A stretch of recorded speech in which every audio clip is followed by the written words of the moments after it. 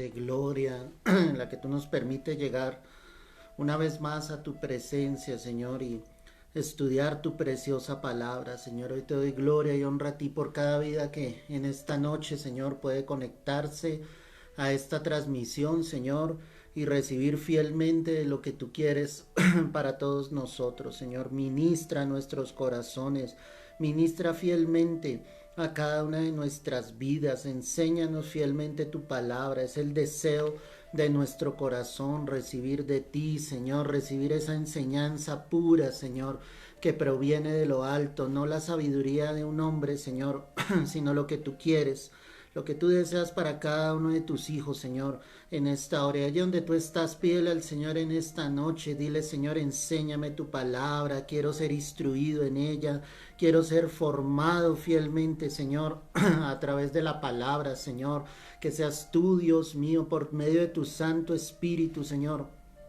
trayendo luz, trayendo revelación de tu preciosa palabra, Señor. Yo te lo ruego, yo te lo pido, en el nombre poderoso de nuestro Señor Jesucristo. Gracias, Señor. Quita todo impedimento, Señor, en esta hora, para que tus hijos, Señor, se puedan conectar fácilmente, Señor, puedan recibir de esta enseñanza, Señor, en esta noche. Recibe el honor, recibe la gloria en esta hora, porque eres Dios bueno, porque eres Dios santo, porque tu misericordia, oh Rey, es para siempre, Señor. Todo honor, toda gloria, Señor, sean para ti, Padre, por los siglos de los siglos, Señor, que a través de este mensaje de la iglesia Esmirna, Señor, tú ministres fielmente al corazón de cada uno de tus hijos, Señor, que seamos plenamente enseñados a través de tu palabra, Señor. Hoy yo te lo ruego, yo te lo pido, en el nombre precioso y poderoso de nuestro Señor Jesucristo. Gracias, oh Rey, porque tú vives, porque tú reinas por los siglos de los siglos, Señor. A ti sea todo el honor, a ti sea toda la gloria, Padre Santo. Es en Cristo Jesús, Señor nuestro. Amén y amén. Gloria al Señor, buenas noches mis amados, el Señor, el Dios Todopoderoso nos pueda bendecir. Qué bueno que estés conectado en esta noche una vez más para recibir esta enseñanza de la preciosa palabra del Señor, que seamos realmente edificados, instruidos por esa palabra. Y lo único que tú necesitas, obviamente, es un corazón dispuesto a ese Rey maravilloso, al Rey de Reyes, al Señor de Señores, para que seas edificado en la palabra. En la clase pasada, mis amados, estuvimos analizando el mensaje a la iglesia de Éfeso. Y obviamente allí el Señor nos enseñaba varias cosas importantes. La más importante de ellas, el hecho de volver, de regresar al primer amor. Esa era la más importante. El hecho de que realmente nosotros volviésemos a tener esa comunión fielmente con Dios, ¿sí? Que no podíamos perder nunca ese amor. En todo el contexto que estamos analizando vemos que Juan entonces recibe esta revelación de parte del ángel y que en cada una de las iglesias el Señor se va a revelar a cada lugar de una manera totalmente diferente, dando a conocer el estado real en el que se encontraba cada una de estas iglesias, que como lo hemos venido hablando, cada una de estas iglesias pues obviamente estaba en el mundo asiático de ese entonces. La palabra nos deja ver hoy el mensaje a la iglesia de Esmirna, ¿ok? Entonces vamos a hacer un análisis primero histórico para que podamos entender dónde estaba ubicada esta ciudad. Como un dato importante, esta es la única de las ciudades que se mantiene en pie, es decir, todas estas ciudades fueron destruidas, pero la única que actualmente existe es Esmirna, ¿sí? Esto queda allí en Turquía. Y si tú has estado atento a las noticias, hace unos días efectivamente hubo un terremoto en este lugar exactamente, allí en la ciudad de Esmirna. Es la misma Esmirna de la que habla la preciosa palabra del Señor, ¿ok? Entonces vamos a dar esos datos históricos. O sea, primero que todo, la palabra Esmirna como tal significa mirra. La mirra sabemos que era un perfume que era utilizado ya sea para dar vida a un lugar, pero también fue utilizado para los muertos como tal. Cuando ya pensamos en el nombre base de esta iglesia, ¿cierto? El Señor obviamente deja ver cómo Él se quiere glorificar a través de la iglesia, cómo Él quiere mostrar su gloria a través de la iglesia. O sea, para muchos era una iglesia, un lugar que estaba muerto, pero definitivamente Dios quería traer vida, obviamente, sobre ese lugar para todos los creyentes que estaban llegando fielmente a los pies de Cristo. Cuando hablamos de ese símbolo de la mirra, estamos hablando de un lugar de grandes sufrimientos, donde hay muerte, ¿sí? Porque la iglesia, ahorita lo vamos a estudiar, estaba siendo obviamente perseguida, ¿sí? Y era perseguida obviamente por causa del nombre de Cristo. Fue perseguida directamente por el imperio romano, y además de eso los falsos judíos que estaban en esa época hacían sencillamente que muchos obviamente fueran perseguidos, pero esa persecución era por causa del nombre de nuestro Señor Jesucristo. Qué bonito esto, porque es darnos cuenta de cómo fielmente el Señor está con sus hijos. Y obviamente cuando nosotros estamos caminando con el Señor, cuando estamos dando fiel testimonio de Cristo, podrán venir persecuciones de parte del enemigo, pero ahí es donde el Señor efectivamente se fortalece, ahí es donde el Señor efectivamente muestra su gloria. Cuando miramos esa mirra, si miramos Éxodo 30, quiero que vayas allí conmigo, Éxodo 30, mira lo que dice la preciosa palabra de nuestro Señor Jesucristo. Éxodo 30, verso 23. Mira lo que dice la palabra. Tomarás especias finas de mirra, excelente 500 ciclos, y de canela aromática la mitad. Esto es 250 de cálamo aromático, 250 de casia, 500 según el ciclo del santuario, y de aceite de olivas un hin. Y harás de ello el aceite de la santa unción, superior ungüento según el arte del perfumador.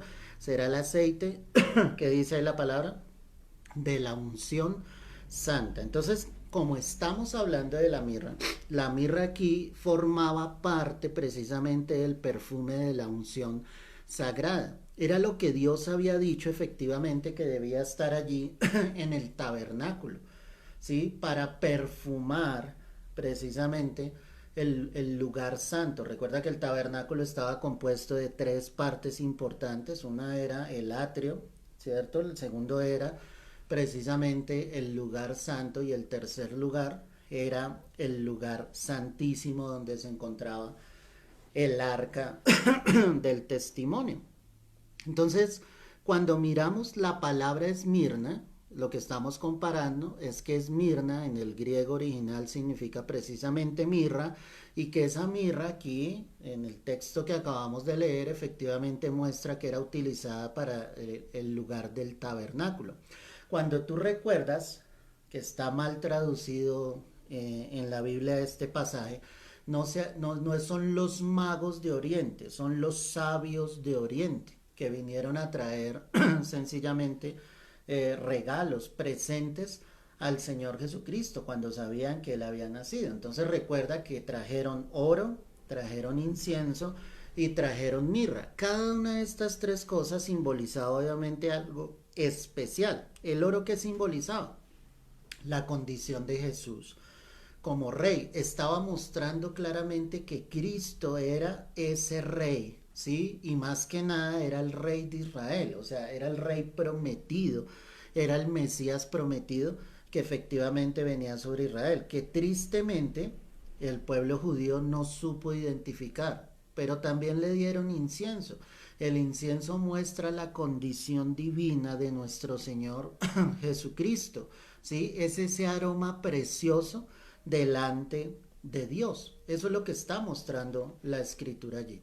Pero le dieron también mirra. La mirra entonces era símbolo efectivamente de que Cristo iba a morir en la cruz. Entonces no era casualidad que los sabios de Oriente trajesen esos tres sencillamente elementos, esos tres presentes para el Señor Jesucristo.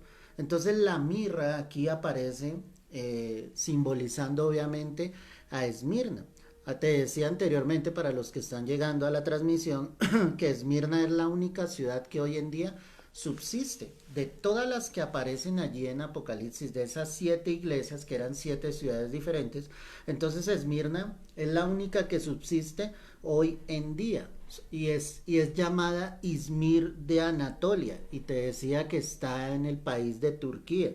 ¿Sí? Está a unos 60 kilómetros de las ruinas de Éfeso, efectivamente, de la primera iglesia que vimos la clase pasada. Hoy en día contaría con más de 2 millones de habitantes. Te decía anteriormente que esta ciudad hace unos días sufrió un terremoto y fue un terremoto bastante fuerte, por encima de 7 grados en la escala de Richter. ¿Sí? Perdóname, esta ciudad ha tenido una característica, y es que históricamente fue derribada varias veces, pero fue reconstruida. O sea, cuando vemos el nombre que tiene como ese olor a muerte, pero a la vez vemos a Dios glorificándose y mostrando su gloria y mostrando su poder, como el Señor efectivamente hace la obra en ellos. Entonces nos damos cuenta que efectivamente Dios siempre ha estado en medio de ese lugar, pese a la idolatría, pese al paganismo, porque también era una ciudad pagana. Dios les ha sostenido y obviamente los ha traído hasta hoy en día para que efectivamente puedan seguir dando testimonio de nuestro Señor Jesucristo. Hay algo característico, y es que en ese tiempo, obviamente como te decía, estaba el paganismo, y hoy en día pues es una sede del arzobispado católico. Es decir, si miramos el catolicismo y el cristianismo, vemos que siempre ha habido una oposición de parte del enemigo, efectivamente, para que la palabra de Dios pueda fluir, pueda estar efectivamente sobre estas vidas, la gente que vive allí en Esmirna. Y en este comienzo de la iglesia, lo que podemos observar claramente es que obviamente hubo una oposición demasiado grande. Es decir, que la gente que llegaba a los pies de Cristo en ese momento no era para nada fácil que efectivamente ellos pudiesen permanecer en Cristo. Por eso decíamos que era una iglesia efectivamente perseguida. O sea, no iba a ser nada sencillo que ellos pudiesen vivir para Cristo. ¿Sí? Hacia el año 195, esto estamos hablándolo antes de Cristo, se levantó un templo en esa ciudad hacia la diosa Roma, así le llamaron. O sea, antes de que Cristo se manifestara en carne, ¿sí? Ya desde mucho antes, ya sencillamente había una idolatría demasiado grande, una idolatría que llevaba precisamente a la ciudad a que hubiesen levantado ese templo hacia esta diosa, que era la diosa Diana. Entonces, qué tristeza, mi amado, que efectivamente en el mundo exista tal paganismo, tal idolatría, donde las almas efectivamente están lejos de Dios, donde las almas no están en comunión fielmente con el Señor, sino el diablo coloca otros dioses, y esos otros dioses hacen precisamente que se aparten del corazón verdadero del único y verdadero Dios. Hacia el año 26 ya después de Cristo, ¿sí? Se erigió, se levantó un templo al emperador de aquella época. O sea, qué tremendo esto, porque es darnos cuenta que a través de todas las historias de la humanidad, a través de todas las generaciones, definitivamente el diablo ha venido trabajando y tratando de desviar efectivamente el propósito de que las almas rindan culto, adoración a un único y verdadero Dios. Eso no solamente sucede o sucedió en Esmirna, eso ha sucedido a lo largo de la historia, en cantidad de lugares donde la idolatría es lo que precisamente lleva a muchos a apartar su mirada realmente de lo que es Cristo Jesús. Entonces aquí encontramos esto. Antes de que Cristo viniera, ya habían levantado, perdóname, un templo a la diosa Roma, y después de que Cristo vino, 26 años después, efectivamente, habían levantado un templo al emperador que estaba gobernando en aquella época, ¿sí? parece que el Evangelio llegó allí desde Éfeso. Si miramos la escritura, quiero que vayas conmigo a Hechos de los Apóstoles, capítulo 19, Hechos 19, y mires el verso 10. Mira lo que dice la preciosa palabra de Dios. Hablando de Pablo en Éfeso, mira lo que dice la escritura. Así continuó por espacio de 2 años, de manera que todos los que habitaban en Asia, judíos y griegos, oyeron la palabra del Señor Jesús. Aquí está claro que efectivamente en esos viajes misioneros, Pablo, en ese ímpetu, en ese deseo que él tenía efectivamente de llevar la palabra de Dios, no se detuvo. Y dice aquí la escritura, vuelvo a leerlo, que él estuvo allí por espacio de 2 años llevando el evangelio. O sea, yo quiero que tú entiendas esto. Llevar el evangelio no es una función sencilla. Va a haber oposición, y cuando digo esto es oposición demoníaca. Las tinieblas se van a tratar de levantar, ¿cierto? No te van a permitir realmente llevar el evangelio con facilidad. O sea, nosotros no podemos creer que llevar la palabra de Dios es sencillo, ¿sí? Si yo lo miro a través de este medio, ¿sí? Cuando empezamos una transmisión, se supone que yo estoy transmitiendo en directo, ¿cierto? Y que tú te puedes conectar a los pocos segundos, ¿sí? Pero ya he recibido obviamente comentarios que yo llevo 20, 15 minutos de predicación y apenas está llegando la señal a muchos lugares. O sea, cuando yo veo esto, no es que haya problemas con el internet, no es que haya problema con las redes. O sea, el diablo siempre está tratando de detener la obra de Dios, de que la palabra precisamente no llegue a muchas vidas, de que no llegue a muchos corazones. Siempre va a haber oposición, pero yo no me puedo dar por vencido. Si yo miro a este pasaje bíblico,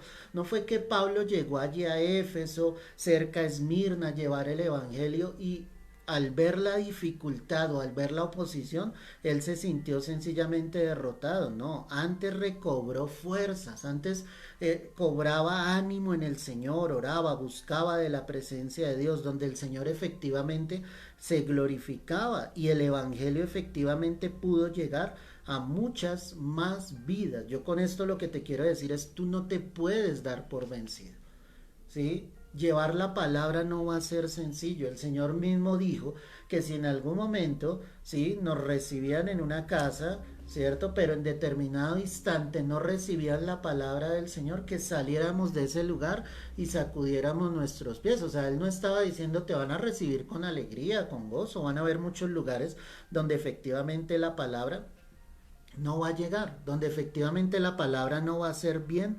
recibida, ¿sí? Entonces, Pablo hizo la tarea correcta, un varón esforzado, un varón valiente, un varón que llevó el evangelio. No te puedes dar por vencido con tu familia, tienes que seguir hablándoles acerca de Cristo. Tú no puedes esperar que ellos reciban con agrado el evangelio, así como algún día tú rechazaste el evangelio, así como algún día tú también pudiste hacer burla del evangelio, pues obviamente tú debes perseverar en la predicación del evangelio. O sea, estas iglesias que nosotros vemos en el libro de Apocalipsis no fueron levantadas de la noche a la mañana. Una oposición grande, los apóstoles tuvieron que sufrir grandes pruebas, persecuciones, cárceles, azotes, siendo apedreados, pero ellos perseveraron fielmente en la comunión con el Señor. Cuando hablamos de entonces de la ciudad de Esmirna, también podemos decir que era una ciudad comercial y allí abundaban, podremos decir que sobreabundaban los judíos. Y estos fueron los que se opusieron realmente a la iglesia de Cristo. Se supone que los judíos conocían la ley, se supone que ellos tenían temor de Dios en sus corazones, se supone que ellos de la misma manera estaban esperando la promesa de ese Mesías, pero cuando Dios hace realidad esa promesa, los que más se opusieron fueron los mismos judíos. Si yo lo hablo en un contexto actual, aparentemente muchos están en los caminos de Dios, pero a veces el mismo pueblo, los que dicen conocer a Dios, son una completa oposición para que la palabra fluya. Muchos están encerrados en doctrinas, en dogmas, si me entiendes, muchos están encerrados más en una iglesia, ¿sí? Donde las cosas se tienen que hacer a la manera del hombre y no a la manera de Dios. Y eso no permite que el evangelio fluya. Eso no permite que muchas más vidas lleguen a los pies de Cristo. O sea, los que llegan a la iglesia son los pecadores. ¿Me entiendes? O sea, si tú rechazas a un pecador, si tú le juzgas por su pecado, por su condición, ¿cómo va a conocer esa persona del amor de Cristo? Necesitamos ser una iglesia amorosa, que vuelva el corazón nuevamente a las almas, que se interese por las almas, ¿sí me entiendes? Que no esté tan interesado en la manera en que la persona está vistiendo al llegar a la iglesia, de cómo habla. Esa obra le corresponde al Espíritu Santo y te aseguro que el Espíritu Santo cumple esa obra. La buena obra que el Señor ha comenzado en nosotros será perfeccionada hasta el día de Jesucristo. El Señor no nos va a fallar. Entonces tú tienes es que encargarte de llevar el evangelio, o sea, no puede ser una piedra de tropiezo. Y si tú reconoces que en algún momento ha sido impedimento para que otros lleguen al evangelio, o sea, debes colocarte a cuentas con el Señor. Tú debes ser un vehículo de bendición donde la palabra pueda llegar a muchas más vidas, pero a veces sencillamente nos oponemos. O sea, es la necesidad de Dios que las almas lleguen a los pies de Cristo. Tú no puedes ser un impedimento para que las almas lleguen al Señor. Muchas almas no quieren llegar a la iglesia, por lo que nosotros reflejamos aparentemente como pueblo de Dios, como cristianos, porque solo les juzgan, porque solo les condenan, porque no les extienden la mano para amarlos, para restaurarlos, para levantarlos. Yo te pregunto, ¿qué haría Cristo Jesús en nuestra condición? Yo miro en la palabra y Jesús rechazó a alguno de los pecadores que vino a él.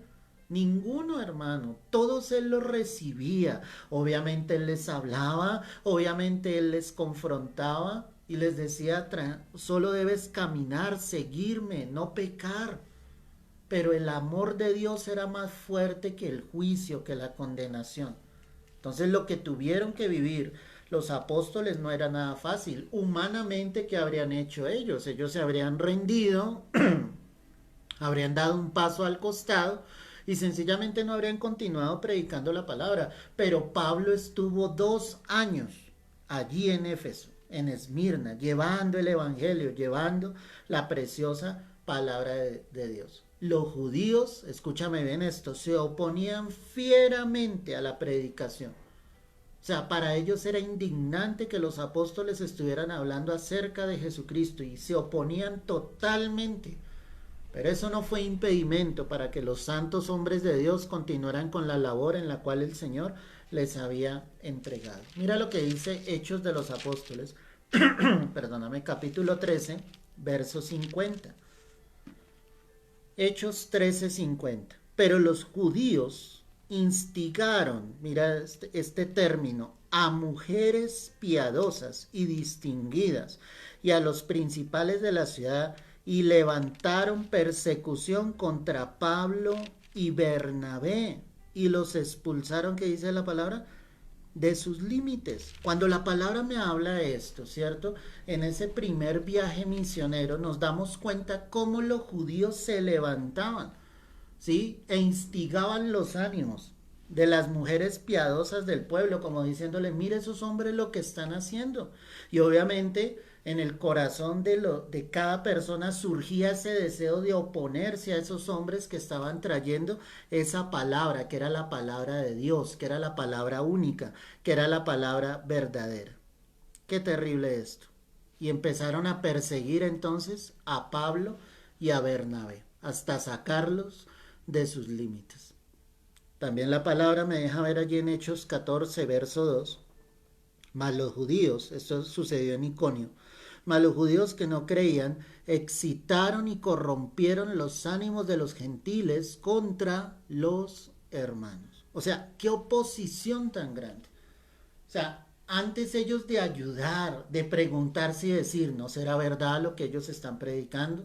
¿No será genuino lo que ellos están diciendo? Antes ellos se levantaban y se oponían fieramente y excitaban. Mira el término que utiliza la escritura, y excitaron. O sea, llevaron a un punto, a un límite donde todo el mundo se oponía.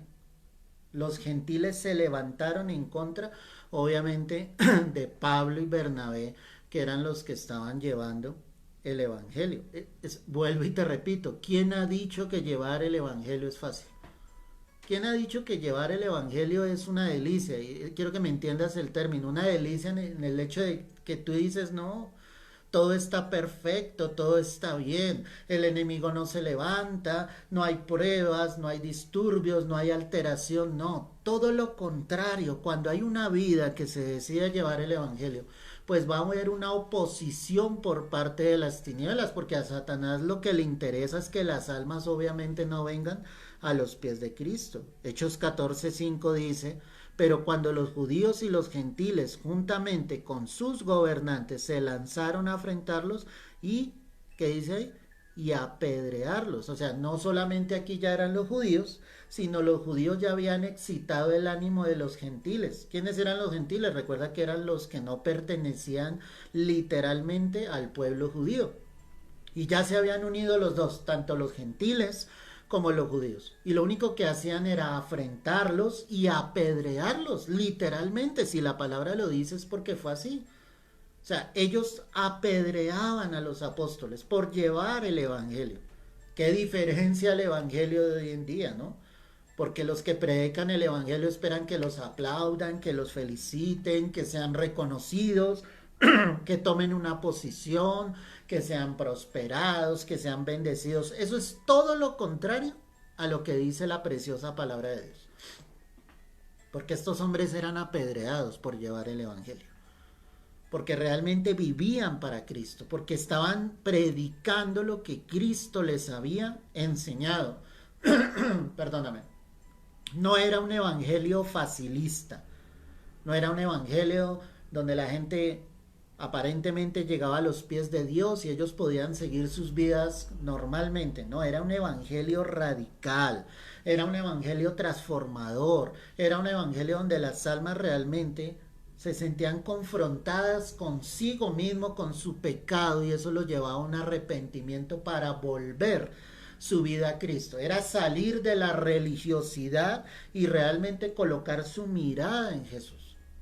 La pregunta es, ¿nosotros tenemos una iglesia llena de religiosos? ¿Será que es así? O si hay vidas que están caminando fielmente con Dios. No podemos vivir en una religiosidad, no podemos vivir aferrados a esa religiosidad. Necesitamos una comunión verdadera con Dios, ver las cosas a la manera de Dios, como Dios nos las enseña, como Cristo nos las deja ver a través de su preciosa palabra. Hechos 14:19 dice lo siguiente: entonces vinieron unos judíos de Antioquía y de Iconio, que persuadieron a la multitud, y habiendo apedreado a Pablo, le arrastraron fuera de la ciudad, pensando que ¿qué? Que estaba muerto. ¿Entendiste lo que acabamos de leer? O sea, vinieron esos judíos, tanto de Antioquía como de Iconio, se unieron, el pueblo que estaba haciendo, apedrear a Pablo. Y obviamente después de apedrearlo, ¿qué pasó con el cuerpo de Pablo? Pablo cayó al piso. ¿Y qué hicieron ellos? Le arrastraron. Y ellos lo que pensaron era que Pablo había muerto, pero Pablo no había muerto. O sea, mira todo lo que estaba pasando con el gran apóstol Pablo. Para los que tienen esa apostolitis hoy en día. Ese hombre estaba entregando su vida por Cristo Jesús. Ese hombre lo estaba dando todo para que el evangelio realmente llegara a muchas más vidas. Pero Dios estaba con él. Pero mira lo que dice el verso 20. Pero rodeándole los discípulos, se levantó y entró en la ciudad, y al día siguiente salió con Bernabé para Derbe, como si nada, tal vez con quebranto en su cuerpo, con dolores, Pero en este momento, ¿qué hicieron los discípulos? Le rodearon, él salió de la ciudad y al siguiente día salió a predicar el evangelio como si nada hubiese sucedido. Yo no lo veo acá que estuviese lamentándose, que diciéndole a Dios, Dios mío, ¿por qué esto tan difícil? Es que llevar tu palabra es muy difícil, Señor. No, yo no lo veo en ese quebranto o en esa queja. Yo veo es a un hombre que realmente está comprometido con el Señor, que ha entendido el plan divino, que no importaba lo que él tuviese que vivir por causa del nombre de Cristo, él iba a llevar el evangelio hasta el final de su vida. Qué bonita enseñanza eso, mi hermano. ¿Por qué estamos hablando de todo esto? Porque los judíos que vivían en Esmirna, que eran muchos, se oponían literalmente y fuertemente, con fiereza, a que el evangelio fuese predicado. Dios necesita hombres y mujeres valientes, y más en este tiempo. Hombres y mujeres que quieran hacer la obra, que quieran llevar la palabra a donde Dios los lleve. Hombres que no coloquen excusas. No, Señor, es que es muy lejos, es que no tengo dinero, es que mira este virus que está. O sea, hombres y mujeres que realmente estén dispuestos a entregar su vida por Cristo, que entiendan la necesidad de Dios de que las almas vengan a los pies de Cristo. Ese es el verdadero evangelio, y estos que están acá en la escritura son los verdaderos siervos de Dios. Estos sí son apóstoles. Fueron capaces de entregarlo absolutamente todo por amor a Dios. Qué bonito. Entonces no encuentro a un hombre quejándose, diciéndole, mira lo que me hacen, mira, Señor. No, encuentro a un hombre lleno del poder del Espíritu Santo llevando el evangelio. Esmirna, como estamos hablando de esta ciudad, esta es una parte introductoria para entrar obviamente a lo que dice Apocalipsis como tal, era la ciudad más bonita, la más hermosa de Asia Menor en ese entonces, ¿cierto? En lo alto de la colina, ¿cierto? Había un grupo de unos hermosos edificios, o sea, quiero que pienses en la ciudad. Entonces tenía un monte alto y esa colina se llamaba Colina Pagos. Era un lugar de hermosos edificios. O sea, cuando pensamos en eso, definitivamente el mundo venía trascendiendo grandemente. Ya para esta época habían estructuras gigantes. Y es que si lo vemos desde el mundo de los egipcios, ¿sí? Todo lo que ellos estaban levantando desde ese entonces, imagínate lo que era en esta época. ¿Sí? Ya las construcciones como tal, que para ese tiempo eran construcciones modernas. Y entonces en esa colina había un grupo de hermosos edificios y ese grupo le llamaban la corona de Esmirna. Esto me lleva obviamente a la referencia que hace el versículo 10. Quiero que lo mires ahí en tu Biblia, Apocalipsis 2, verso 10, donde el Señor le dice a la iglesia lo siguiente: no temas en nada lo que vas a padecer. He aquí el diablo echará a alguno de vosotros en la cárcel para que seáis probados y tendréis tribulación por 10 días. Y mira lo que dice acá: sé fiel hasta la muerte y yo te daré la corona de vida. O sea, mientras los habitantes de Esmirna admiraban esas construcciones, ¿cierto? Y decían qué hermoso es la colina de Pagos, porque así se llamaba, ¿sí? El Señor les decía a los creyentes, a los que habían llegado a sus pies, que si eran fieles, Él les daría la corona de vida. La corona de vida, mi amado, es precisamente entregado a todos aquellos que saben soportar las pruebas, que saben soportar la tribulación. Ese es el deseo del corazón de Dios. Entonces, el mundo mira físicamente y admira muchas cosas, pero delante de Dios, hermano, eso es absolutamente nada. Muchos colocan su confianza en sus estudios, en sus títulos, en sus carreras, en el dinero que han obtenido, en el negocio que tienen en esta tierra, en la empresa que tienen en esta tierra, pero el Señor está mirando otras cosas. O sea, delante de Dios eso no es absolutamente nada. Y si hay alguien que no ha entendido que es el Señor el que le ha permitido obtener todas esas cosas, peor, mi hermano. Tú tienes que reconocer que todo lo que Dios te ha dado proviene precisamente de Él. No ha sido por méritos humanos, no ha sido por tu trabajo, tu esfuerzo, tu dedicación. Ha sido la gracia y la misericordia de Dios sobre tu vida. Esmirna era una ciudad fiel a Roma, ¿sí? La comunidad cristiana, es decir, la iglesia cristiana en Esmirna, fue fundada hacia el año 53 al 56, obviamente después de Cristo. El apóstol Juan conocía perfectamente de esta iglesia, ¿sí? Y él extendió una supervisión apostólica. Es decir, él estaba atento a lo que sucedía efectivamente en la iglesia como tal. Y allí tuvo un gran amigo. Y aquí vamos a ver algo que para mí es poderoso lo que te voy a contar. Allí tuvo un gran amigo que era el obispo de Esmirna. Este hombre era llamado Policarpo. ¿Quién era Policarpo? Este hombre murió en la hoguera. ¿Y sabes por qué murió en la hoguera? Confesando el nombre de nuestro Señor Jesucristo. Eso fue hacia el año 125, 130 después de Cristo. Y él confesó fielmente su fe en nuestro Señor Jesucristo. ¿Qué era lo que estaba pasando? ¿Sí? Lo que estaba sucediendo es que él se negó a decir ante las autoridades religiosas de esa época y ante las autoridades civiles de que César era el Señor. O sea, lo que querían era que él confesara que César era más grande, o sea, el emperador romano era más grande que Jesucristo mismo. Eso era lo que querían. Si él no negaba, o sea, si él no decía esto y negaba el nombre de Cristo, pues él iba a ir a la hoguera y moriría. ¿Sí? El procónsul que estaba allí le decía, jura que realmente César es el Señor y te pongo en libertad. Y le decía a Policarpo, maldice a Cristo. Pero la respuesta de Policarpo, hermano, fue impresionante. Y te la voy a leer literalmente. 86 años que le sirvo a Cristo Jesús y ningún daño he recibido de él. ¿Cómo puedo maldecir de mi rey que me ha salvado? Qué bonito. ¿Cómo podía este hombre negar a Cristo? Si por 86 años le había servido, si por 86 años había caminado con él. Qué impresionante esto. O sea, una fidelidad donde este hombre fue capaz de dar su vida por Cristo. Y es lo mismo que yo veo en todos los apóstoles.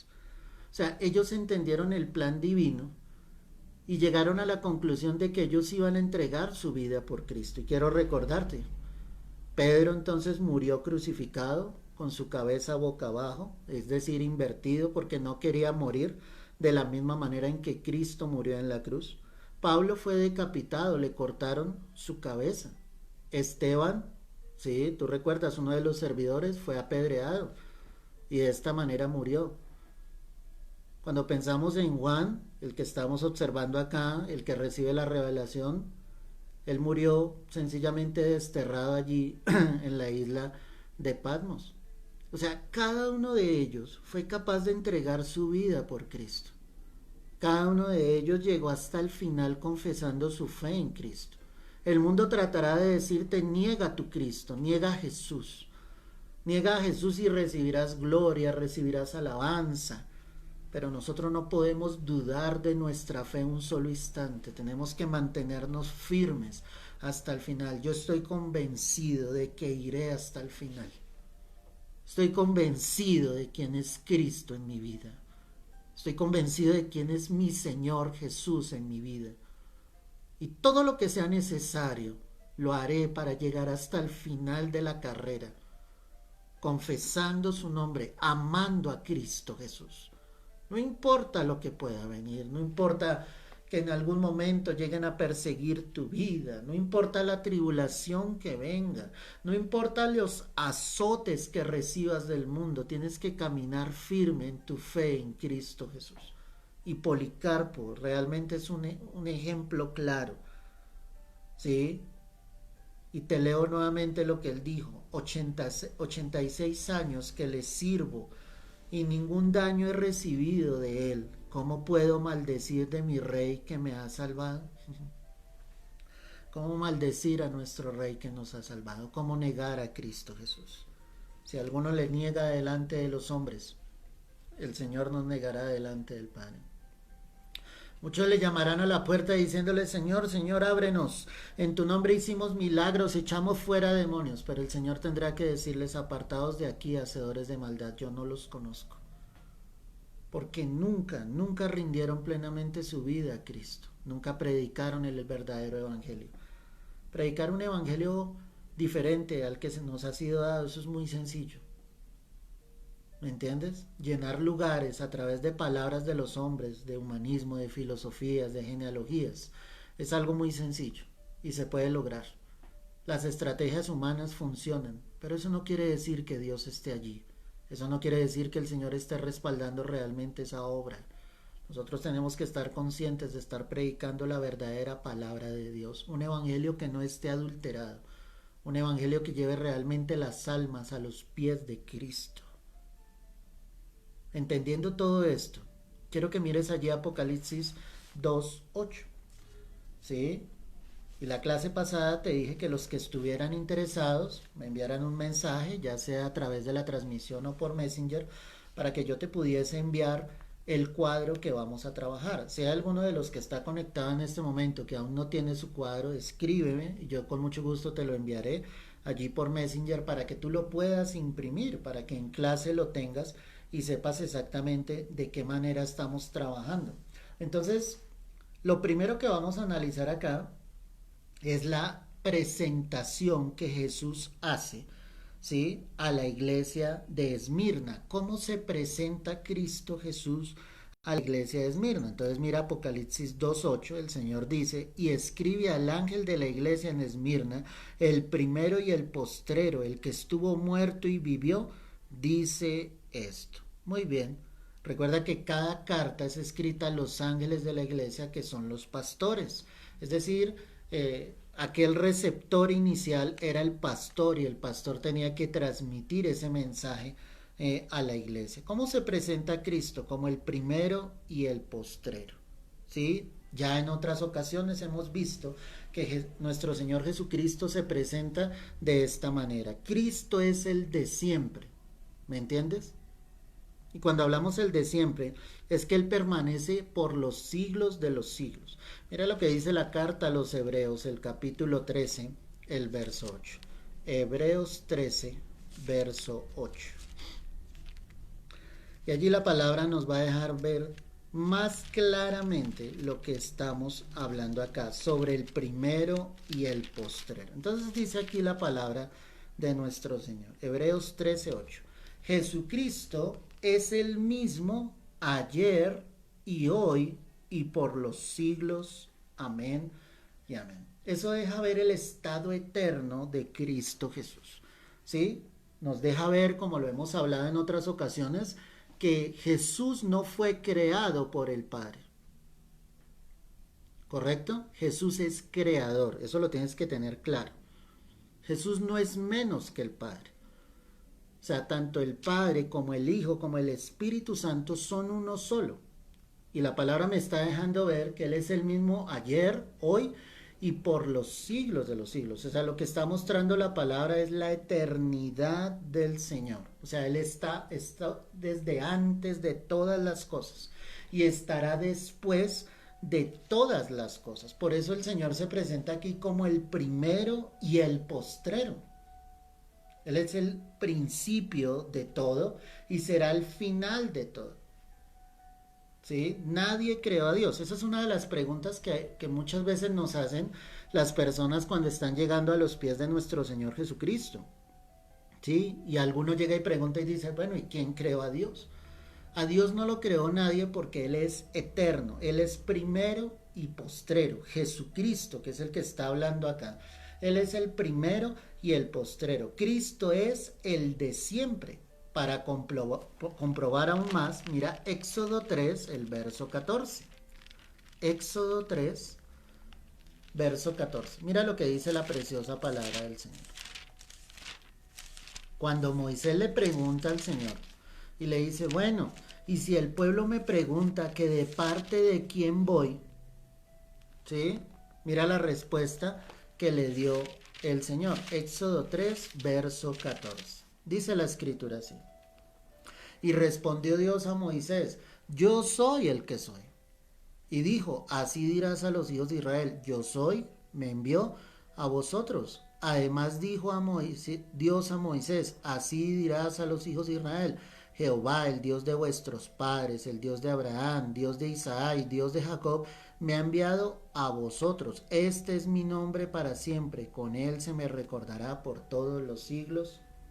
Amén y amén. ¿Cómo se está presentando el Señor? Como el yo soy el que soy. ¿Sí me entiendes? Eso muestra, ¿sí?, la antesala y la posterioridad de Dios, que Él ha estado por siempre. Y me impacta más el verso 15.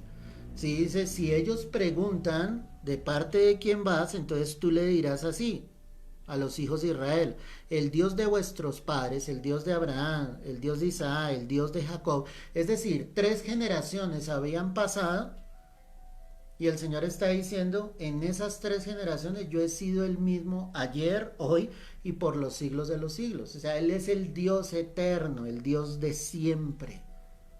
Por eso el Dios que nosotros tenemos hoy no es diferente al Dios que ellos tenían. Por eso podemos pensar, la iglesia no puede ser diferente a lo que la iglesia fue en un comienzo. La iglesia no puede ser una iglesia del siglo XX, del siglo XXI, del nuevo milenio, llena de cosas que no son Dios, donde no habita Dios. O sea, la iglesia tiene que tener cuidado en eso. Los pastores debemos tener cuidado frente a eso. De que la iglesia sea la esencia de ese yo soy el que soy, de que Dios realmente esté allí. Todo el contexto, ¿me entiendes? El lugar donde nosotros nos congregamos debe mostrar fielmente al Dios que vive por los siglos de los siglos. Y esto no lo digo en son de crítica, hermanos, sino en celo de Dios. La iglesia no se puede confundir con el mundo. La iglesia no puede parecer ni una discoteca, ni un bar. Los bailes, las danzas no pueden ser sensuales, tienen que ser santas para Dios. Los cánticos tienen que glorificar a Dios, no pueden ser cánticos que toquen las emociones, ¿sí? No pueden ser cánticos almáticos, deben ser cánticos que realmente glorifiquen el nombre del Señor. ¿Por qué la iglesia ha cambiado? Si el rey de la iglesia, el Señor de la iglesia es el mismo ayer, hoy y por los siglos de los siglos. ¿Sabes una cosa? La iglesia de Esmirna es una de las iglesias que efectivamente no recibe reprensión de parte del Señor. Es decir, Dios se agradaba de lo que veía en la iglesia allí en Esmirna. Él se agradaba de lo que podía ver en los creyentes de Esmirna. Dios se debe agradar de lo que ve en nosotros, dentro de nosotros. ¿Sí? Jesús fue el primero en ser destinado desde la eternidad a una muerte, y lo peor es que había sido destinado a una muerte violenta. Quiero que mires primera carta de Pedro, capítulo 1, el verso 19. Primera carta del apóstol Pedro, capítulo 1, verso 19. Dice la preciosa palabra, sino con la sangre preciosa de Cristo. Ahí está hablando que nosotros fuimos rescatados de vuestra vana manera de vivir, y el apóstol Pedro está diciendo, no con cosas corruptibles, ¿cierto?, sino con la sangre preciosa de nuestro Señor Jesucristo. Dice, como de un cordero sin mancha y sin contaminación. Y mira lo que dice el verso 20, ya destinado, ¿de quién están hablando? De Jesús. Dice, ya destinado desde antes de la fundación del mundo, pero manifestado en los postreros tiempos por amor de vosotros. O sea, ya el Señor en su omnisciencia sabía todo lo que iba a suceder. Él conocía de la caída de Adán, él sabía del plan divino de restauración, de reconciliación, que Cristo tenía que venir. Cristo ya había sido destinado desde antes de la fundación del mundo, ¿sí? Y dice la palabra aquí, obviamente, para ser manifestado en los postreros tiempos. ¿Cuándo fue manifestado? Cuando Cristo vino en carne, en cuerpo de hombre. Y dice que por amor de nosotros. Entonces, desde la eternidad, obviamente, el Señor ya había sido destinado y Él sabía la manera en que tenía que morir. Y la manera en que tenía que morir, obviamente, era yendo a la cruz, Si alguien piensa y dice, pero ¿por qué esa muerte tan violenta? ¿Por qué tenía que ser en la cruz? ¿Sí? Porque la escritura dice, maldito es todo aquel que es colgado, obviamente, en un madero, en esa cruz. Él tenía que llevar la maldición de la ley, la maldición del pecado. Y la única manera debía ser en esa cruz para darnos libertad, la libertad en Cristo Jesús y para que el Padre nos tomara y nos adoptara como hijos suyos. Qué bendición lo que Cristo hizo. O sea, piensa por un instante, ¿qué pasaría si Cristo no hubiese venido y hubiese muerto en la cruz? Todos estaríamos condenados a una eternidad sin Cristo en el infierno. Esa es la verdad. Porque la palabra dice que por cuanto todos pecaron están destituidos de la gloria de Dios. Y la escritura misma dice, ¿sí?, que el que pecare muera irremisiblemente. O sea, no había remedio para eso. El único remedio fue Cristo Jesús, que quitaría el pecado del mundo. Pero aparte de esto, y esto estamos analizando, todo esto va en el contexto de por qué dice el primero y el postrero, ¿sí? Jesús sería el último que quedaría en pie cuando todos sus enemigos hubiesen sido puestos debajo de sus pies. Es decir, él permanece como vencedor y permanecerá como el único y verdadero vencedor. El libro de Apocalipsis, como lo hemos tratado en otros contextos, obviamente habla de la derrota final de todas las potestades espirituales de maldad sobre esta tierra. Cristo vendrá en su segunda venida y los derrotará definitivamente y para siempre. Gloria a Dios por eso. Entonces, Él es el último que va a quedar en pie. La escritura es clara. Salmo 110, el verso 1. O sea, todo es a la luz de la palabra. Aquí no estamos inventando absolutamente nada, no estamos especulando nada, todo es a la luz de las escrituras. Salmo 110, verso 1. Jehová dijo a mi Señor, siéntate a mi diestra hasta que ponga a tus enemigos por estrado de tus pies. ¿Entiende lo que está narrando acá la escritura? ¿Quién escribe el salmo? El rey David. Y mira cómo él lo escribe, dice, Jehová dijo a mi Señor, y Señor obviamente está con mayúsculas. ¿Qué está diciendo en otras palabras? Jehová dijo a Jesús, siéntate a mi diestra hasta que ponga a tus enemigos por estrado de tus pies. Qué hermoso ese salmo en ese comienzo. No sé si lo habías analizado, pero es ver la gloria del Señor, como el Padre promete desde un comienzo que todos los enemigos del Señor estarían debajo de sus pies. Gloria a Dios por esto. Y mira también primera carta a los Corintios, capítulo 15, el verso 25. Primera carta a los Corintios, capítulo 15, verso 25. Porque preciso es que Él reine. ¿Quién? Cristo Jesús, hasta que haya puesto a todos sus enemigos debajo de sus pies. Y el postrer enemigo que será destruido es ¿qué?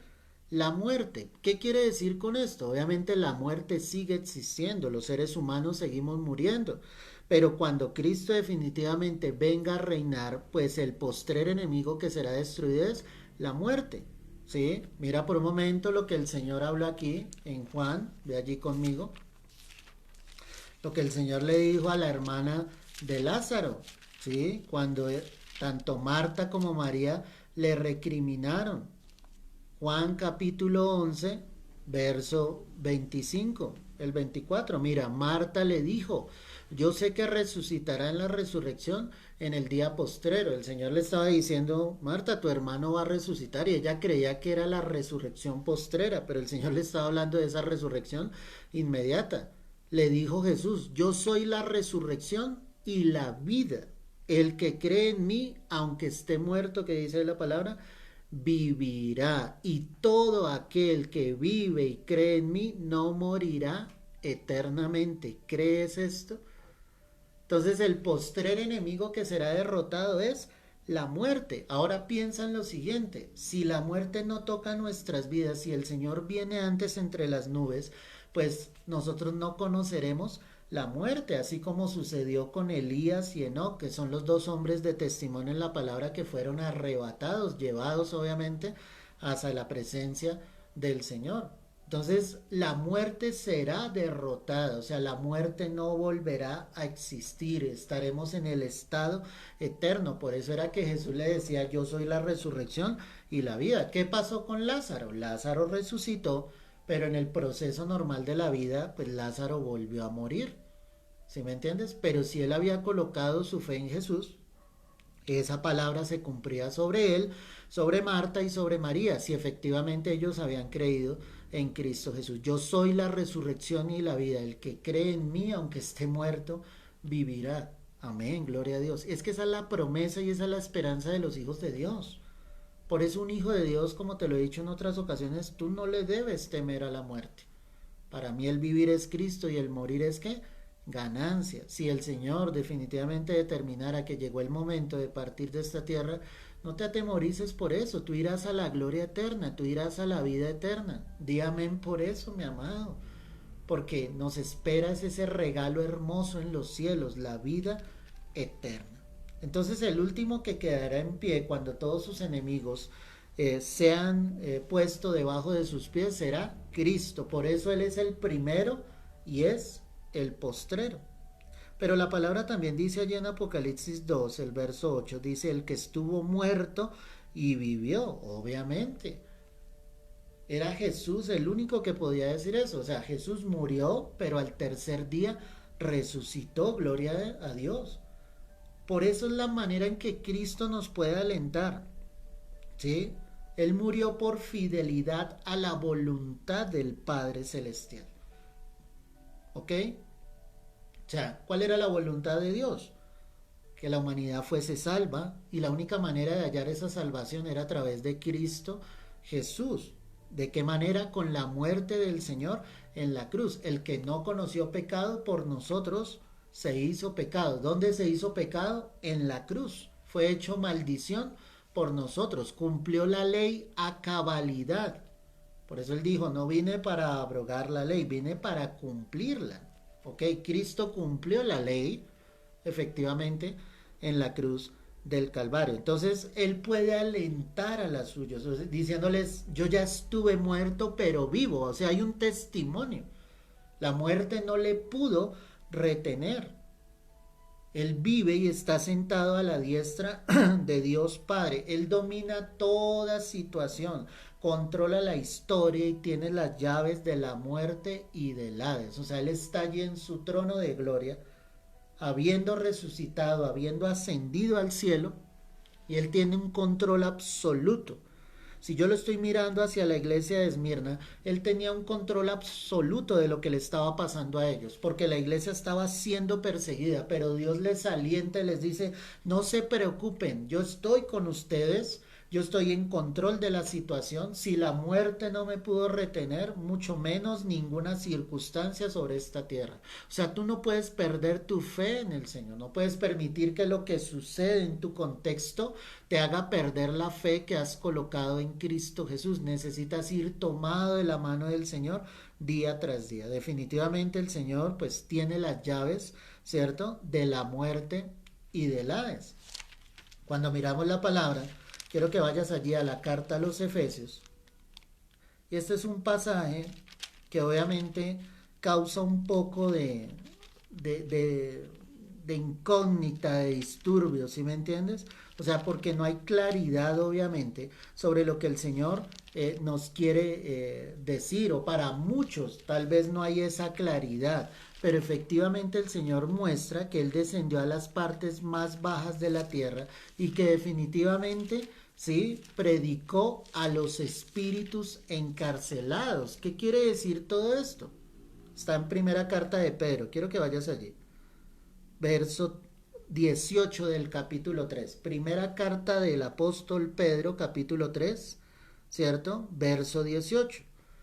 Porque también Cristo padeció una sola vez por los pecados, el justo por los injustos, para llevarnos a Dios, siendo a la verdad muerto en la carne, pero vivificado en espíritu, en el cual también fue y predicó a los espíritus encarcelados, los que en otro tiempo desobedecieron, cuando una vez esperaba la paciencia de Dios en los días de Noé, mientras se preparaba el arca, en la cual pocas personas, es decir, 8 fueron salvadas, ¿qué dice ahí? Por agua.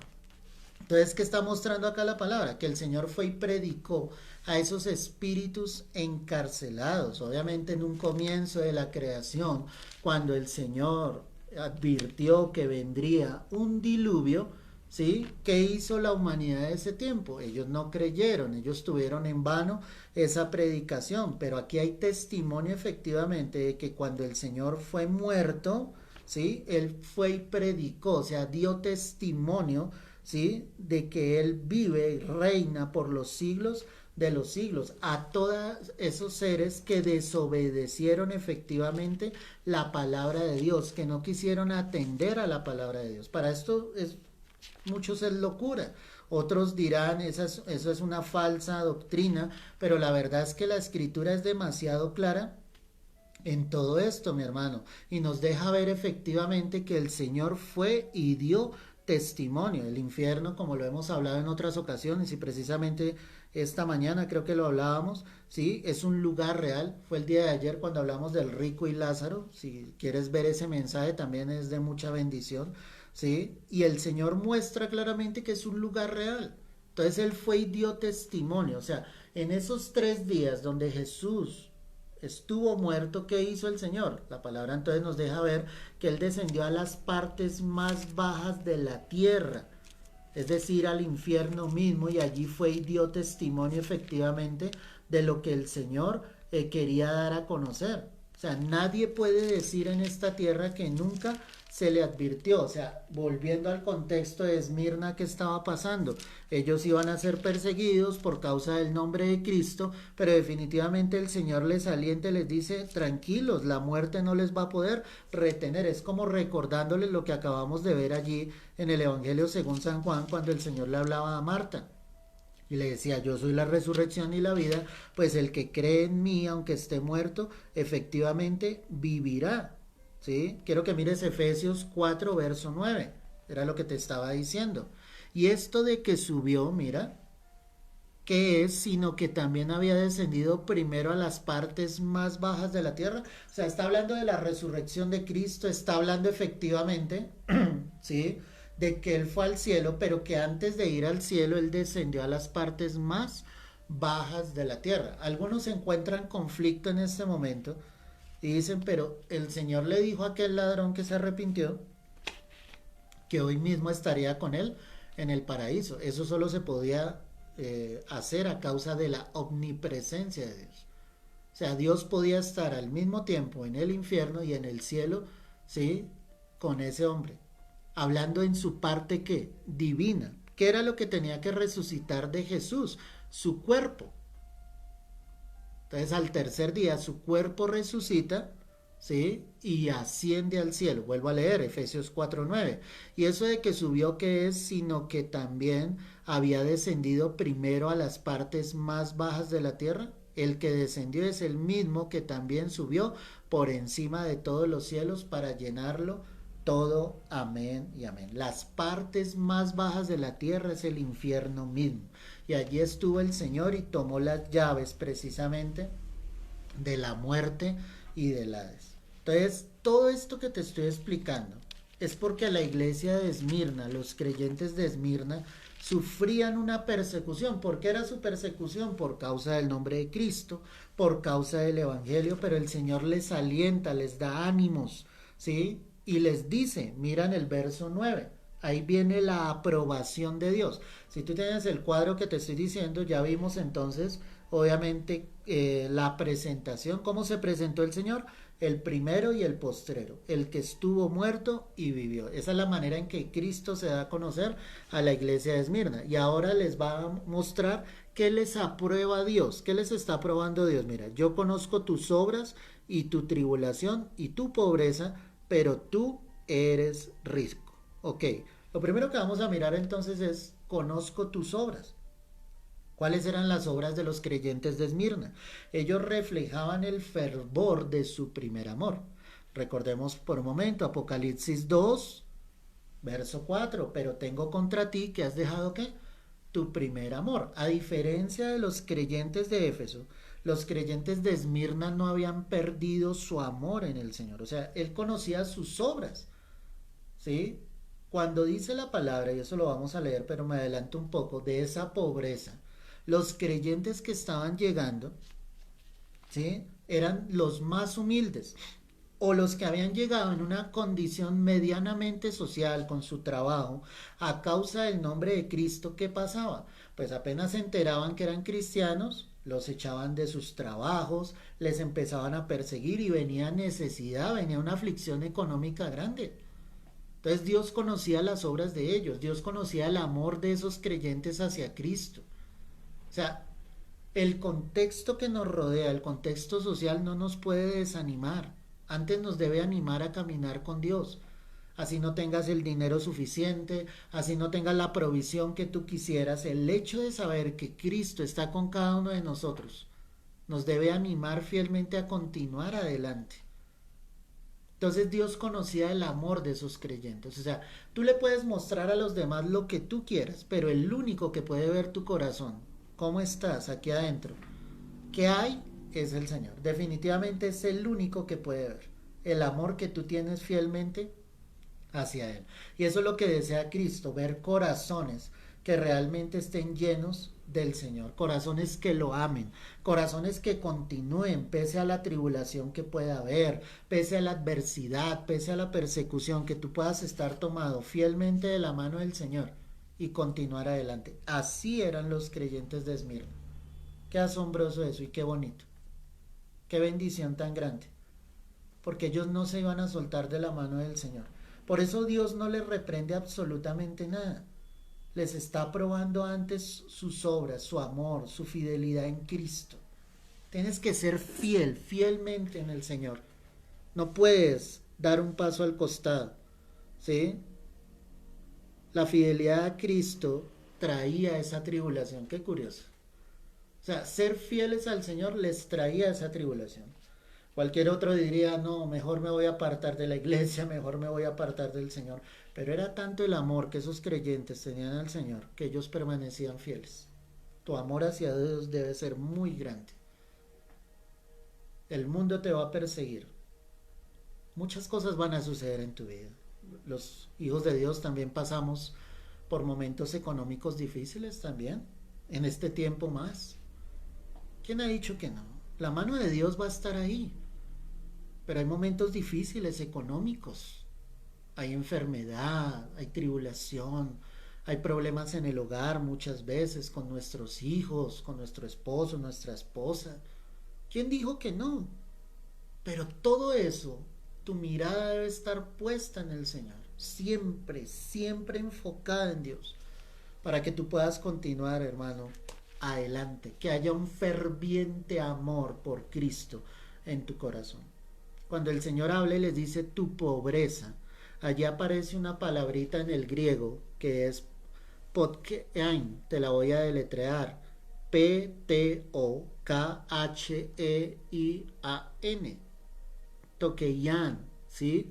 ¿Qué significa ese tokeian? Una suma pobreza, o peor todavía. O sea, no era ni siquiera una pobreza, sino era una suma pobreza. Esa palabra que te acabo de dar está en el idioma original en que fueron escritas la palabra del Señor. Es decir, que Dios les estaba diciendo a esos creyentes, yo conozco la suma pobreza en la que ustedes están. Todo lo contrario a lo que trataba de mostrar la iglesia de la Odisea, porque ellos decían somos ricos y solo les importaban sus riquezas. Pero acá encontramos creyentes hacia el otro bando, creyentes pasando necesidades fuertes, fuertes económicamente. Cuando tú lo comparas con Lucas 16:20, mira lo que dice aquí la palabra, Lucas 16:20, había también un mendigo llamado Lázaro, que estaba echado a la puerta de aquel lleno de llagas. Ahí cuando aparece esa palabra mendigo, aparece una palabra similar a la que te acabo de dar, que es tocos, P-T-O-K-H-O-S. Y ese toco significa mendigo. Es decir, que ellos estaban en una situación tan extrema. Es que imagínate eso, habían perdido sus trabajos por causa del nombre de Cristo, porque por eso era que los estaban sacando de sus trabajos, por eso era que estaban siendo perseguidos. O sea, la vida les cambió de un momento a otro. Medianamente estaban tranquilos, pero llega Cristo al corazón de ellos y el mundo se empieza a oponer y la persecución empieza a venir sobre ellos. Y definitivamente empiezan a vivir condiciones económicas fuertes, difíciles. Pero Dios nunca les soltó de su mano. Alguien pensará y dirá, pero ¿cómo podían estar en esa suma pobreza? ¿Y cómo podemos decir que Dios estaba con ellos? Es que Dios también permite esas circunstancias para que mi fe y mi esperanza estén puestas en el Señor y no en las riquezas de esta tierra. Como lo hablábamos, las riquezas son pasajeras, son vanas. Un día están y al otro día no. Y si tú tienes tu esperanza puesta en las riquezas de esta tierra, vas a sufrir. Pero si tu esperanza está puesta en Dios, el Señor se va a glorificar. Y qué bueno es cuando vemos la gloria de Dios y la manifestación del poder del Señor. Los creyentes surgían entre las gentes, como te decía, de condición más humilde. Los más humildes eran los que llegaban a los pies de Cristo. El Señor dijo, difícilmente entrará un rico en el reino de los cielos. Sería más fácil que pasase un camello por el ojo de una aguja. La aguja era una puerta de la ciudad. Y las agujas eran construidas, o esas puertas eran construidas precisamente a la altura de los hombres. Un camello era más alto que el hombre. Literalmente el camello tendría que doblar sus rodillas y entrar de rodillas por la puerta de la ciudad. Eso era lo que el Señor estaba diciendo. Los ricos no quieren buscar a Dios. Los ricos no necesitan de Dios en su concepto. Ese era el concepto de la iglesia de la Odisea, que decían somos ricos y no tenemos necesidad de nada. Pero cuando hay esa humildad, cuando tú reconoces que necesitas del Señor, no es solamente tu posición social, no es el dinero, es la humildad en el corazón la que te trae realmente a los pies de Cristo, porque Dios necesita una generación humillada delante de Él. Estos, al profesar su fe cristiana, como te decía, pues eran despedidos de su trabajo, de su oficio secular. Con la pobreza venía el hambre y los sacrificios de toda índole, la persecución y hasta la muerte violenta, porque muchos murieron confesando el nombre de nuestro Señor Jesucristo. Qué diferencia a la iglesia actual, ¿cierto? Muchos creen que una tribulación, no sé, hay tantas cosas que quedan fuera de contexto. Tribulación para algunos es un pequeño dolor en el cuerpo. Eso es algo natural que nos puede suceder a cualquiera de nosotros. Eso no es una tribulación o una persecución. No es que tu familia ya no te vuelva a hablar. Eso no es ser perseguido. Perseguidos precisamente es que quieran hallar nuestras vidas, que quieran matarnos por causa del nombre de Cristo Jesús. Pero por otro lado, el Señor les dice, conozco tu pobreza, pero tú eres rico. Tú eres rico. Eso era todo lo contrario, vuelvo y repito, a la iglesia de la Odisea. El Señor muestra y dice, ellos decían son ricos, pero el Señor le decía, pero ustedes son pobres, desventurados, miserables, ciegos y desnudos. Pero acá el Señor dice, conozco tu pobreza, pero tú eres rico. Tú eres rico. O sea, no hay queja, no hay reproche de parte del Señor para la iglesia de Esmirna. Dios conoce la verdadera riqueza de la iglesia. Y la verdadera riqueza de la iglesia es Él, es Jesús. La riqueza de la iglesia no son los bienes materiales, no es el dinero. Él es el dueño del oro y de la plata. Él no necesita absolutamente de nada de eso. La riqueza está en el corazón de los hijos de Dios. La riqueza es Cristo. Por eso Él le decía a los creyentes, yo conozco tu riqueza fielmente. Yo conozco que ustedes me aman. Los hombres ven el exterior y juzgan por el exterior. Y algunos dirían, o el Señor diría, pobres cristianos, pero Dios penetra en realidad en nuestro interior. El hombre solo va a mirar el exterior. Y a ese que ven aparentemente prosperado y bendecido van a decir, es que ese sí busca a Dios. Pero eso no es una señal clara. Los hijos de Dios son bendecidos, claro. Dios es misericordioso. pero solo Dios ve en el interior. Él penetra lo profundo de nuestro ser. Él ve realmente quién lo ama y quién no. Él ve realmente quién lo busca de corazón o quién lo está buscando solamente por interés, por conseguir un trabajo, por conseguir una familia, un esposo, una esposa, una posición. Él ve realmente quién quiere servir dentro de la iglesia por amor a Cristo, o solo quién quiere una posición, quién quiere un ministerio público para ser admirado, para recibir un aplauso. Él sí ve todo, absolutamente todo.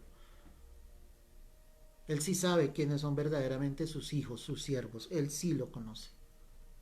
El mundo te puede criticar y te puede juzgar.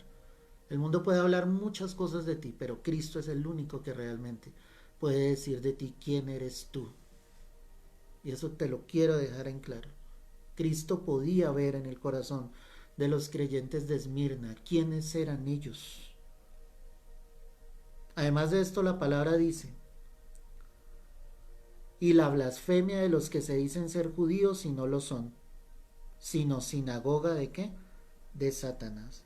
La blasfemia de los que se decían ser judíos, porque maldecían no solo a los cristianos, sino a Cristo mismo.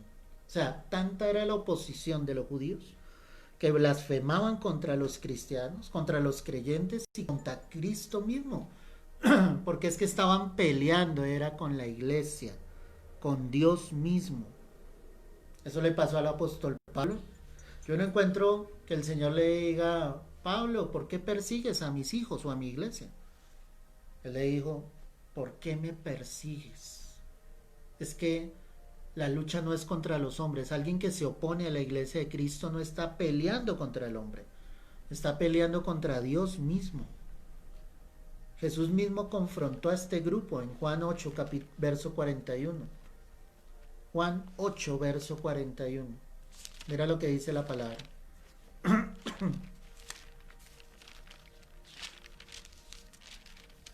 Dice la escritura aquí: vosotros hacéis las obras de vuestro padre. Entonces le dijeron: nosotros no somos nacidos de fornicación, un padre tenemos que es Dios. Eso decían los fariseos. Jesús entonces les dijo: si vuestro padre fuese Dios, ciertamente me amaríais, claro, porque yo de Dios he salido y he venido, pues no he venido de mí mismo, sino del que me envió. Porque no entendéis mi lenguaje, porque no podéis escuchar mi palabra.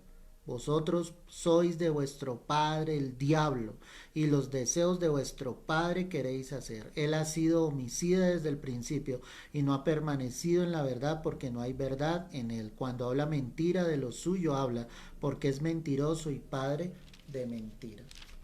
Ellos se enorgullecían y decían: somos de nuestro padre Abraham, somos de Dios, venimos de Dios. Y el Señor le dice: pero si ustedes fueran de Dios, me reconocerían.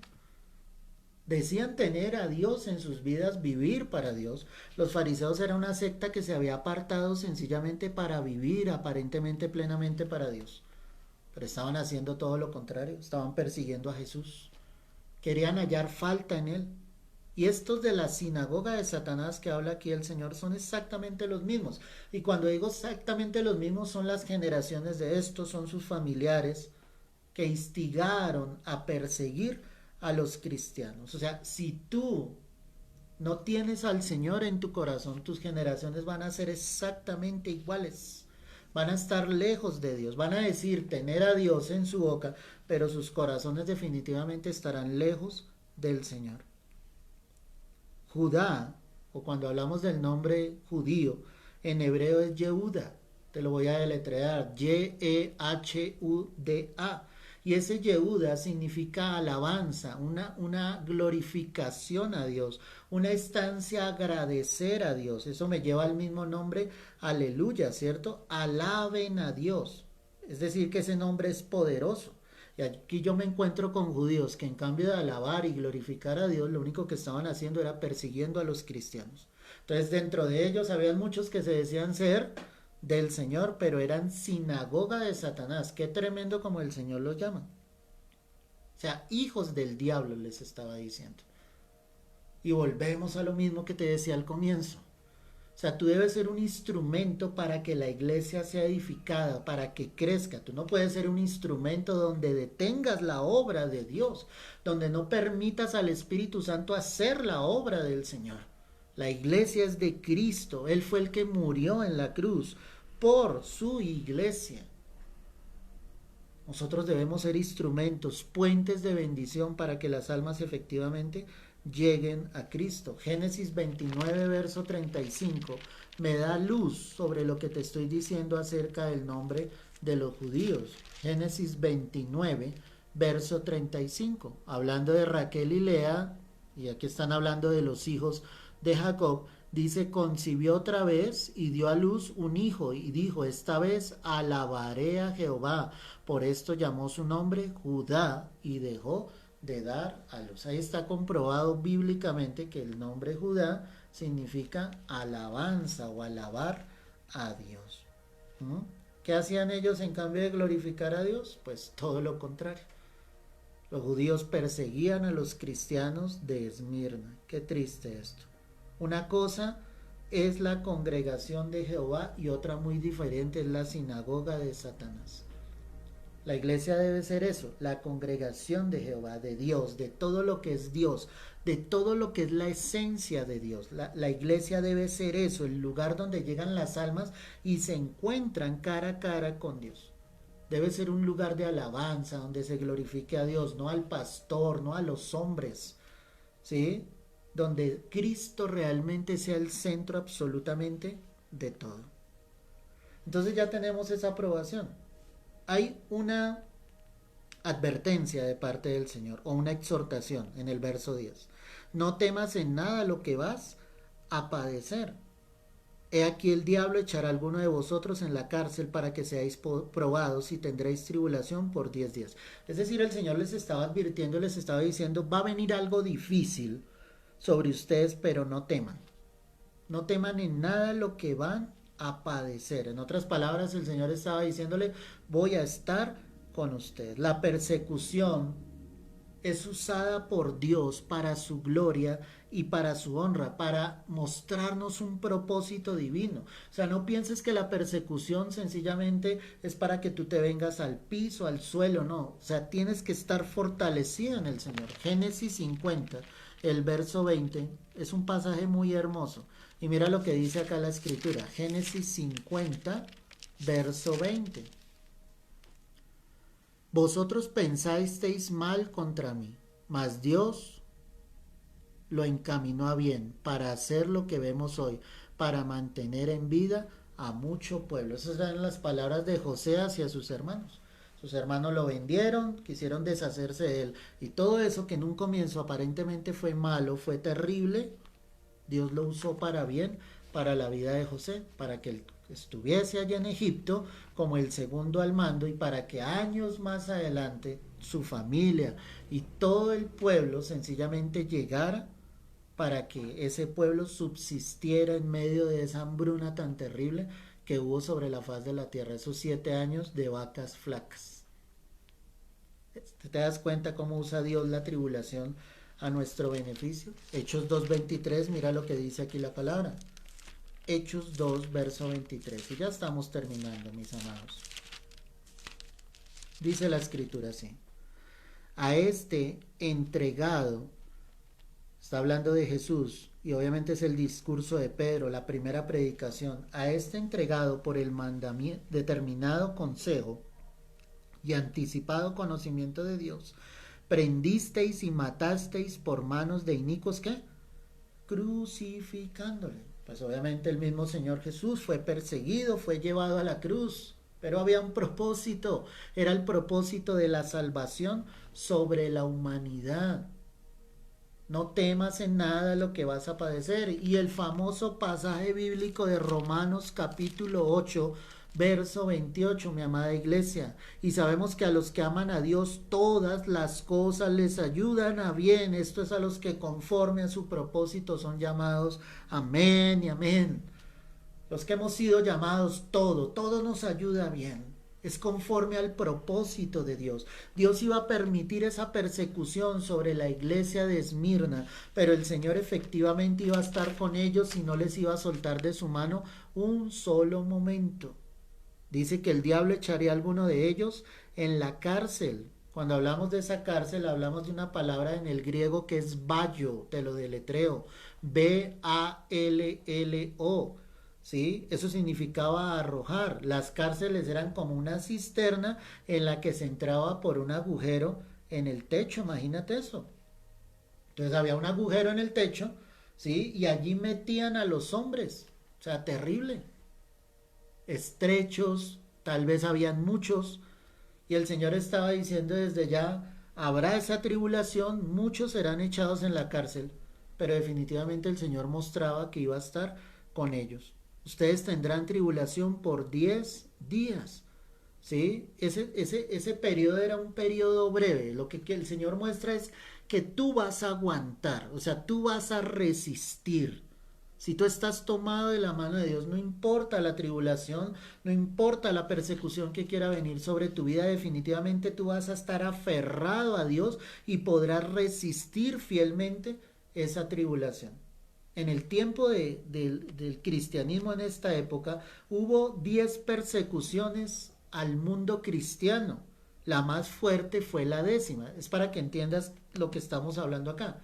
Esa 10ª persecución fue en manos de Domiciano. Fue la más cruel y duró 10 años.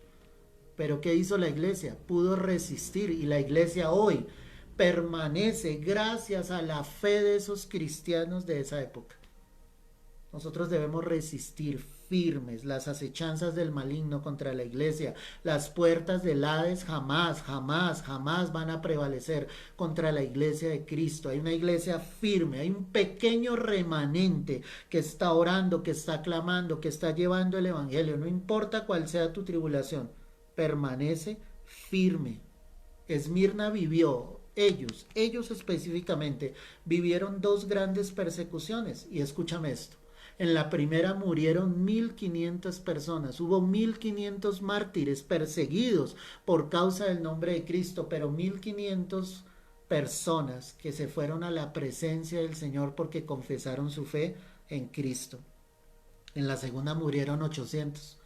Y pese a eso, ellos permanecieron fieles y constantes en la obra. El diablo no puede detener la obra de Dios. Cuando se encuentran con creyentes que aman al Señor, que aman la obra, nosotros continuaremos adelante, fieles en el propósito divino. Por eso el Señor le dice, sé fiel hasta la muerte y yo te daré la corona de la vida.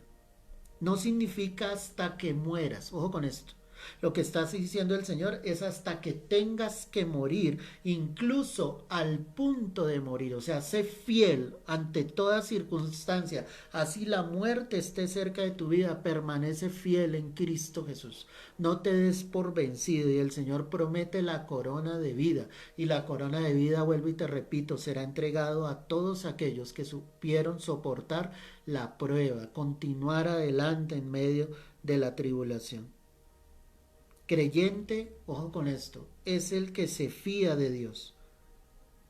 Fiel es aquel de quien Dios se puede fiar. O sea, tú no puedes decir, yo soy fiel a Dios. O sea, si no confías en Él, tienes que fiarte de Dios. O sea, tienes que esperar de Él que Él coloque esa fidelidad en tu vida.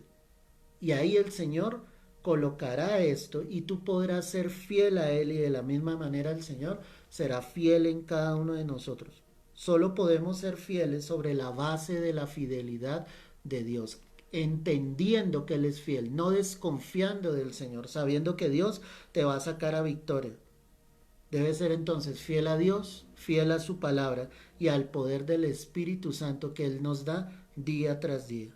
El que tiene oído, oiga lo que el Espíritu dice a las iglesias. El que venciere no sufrirá daño de la segunda muerte. Amén y amén. Es la promesa. ¿Sí me entiendes?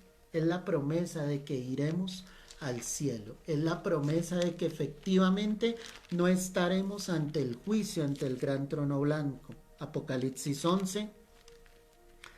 Mira lo que dice la palabra. Verso 11 en adelante. Dice la escritura, Apocalipsis 20:11, y vi un gran trono blanco y al que estaba sentado en él, delante del cual huyeron la tierra y el cielo, y ningún lugar se encontró para ellos. Y vi a los muertos grandes y pequeños de pie ante Dios, y los libros fueron abiertos, y otro libro fue abierto, el cual es el libro de la vida, y fueron juzgados los muertos por las cosas que estaban escritas en los libros según sus obras. Y el mar entregó los muertos que había en él, y la muerte y el Hades entregaron los muertos que había en ellos, y fueron juzgados cada uno según sus obras. Y mira esto, y la muerte y el Hades fueron lanzados al lago de fuego. Esta es la muerte segunda. Y el que no se halló escrito en el libro de la vida fue lanzado al lago de fuego. ¿Quiénes estarán en ese juicio? Todos los que no quisieron recibir a Jesús como el Señor, como el Salvador de sus vidas. Los creyentes no van a estar en este juicio. Es un juicio solamente para los inconversos. Y la palabra dice que aquí se presentan todos, ¿cierto? Y dice que la muerte y el Hades fueron lanzados al lago de fuego, y dice, esta es la muerte segunda. Entonces las almas se van a presentar allí y serán echadas al lago que arde con fuego y azufre en cuerpo, alma y espíritu. ¿Dónde están los cuerpos hoy en día? Bajo tierra. Algunos en el mar, como lo dice acá la palabra. Pero el día en el juicio ante el gran trono blanco, esos cuerpos resucitarán, se presentarán delante de la presencia del Señor. El Señor los juzgará y esos serán lanzados al lago que arde con fuego y azufre en cuerpo, alma y espíritu. Y allí estarán en una condenación eterna, lejos de la gloria de Dios.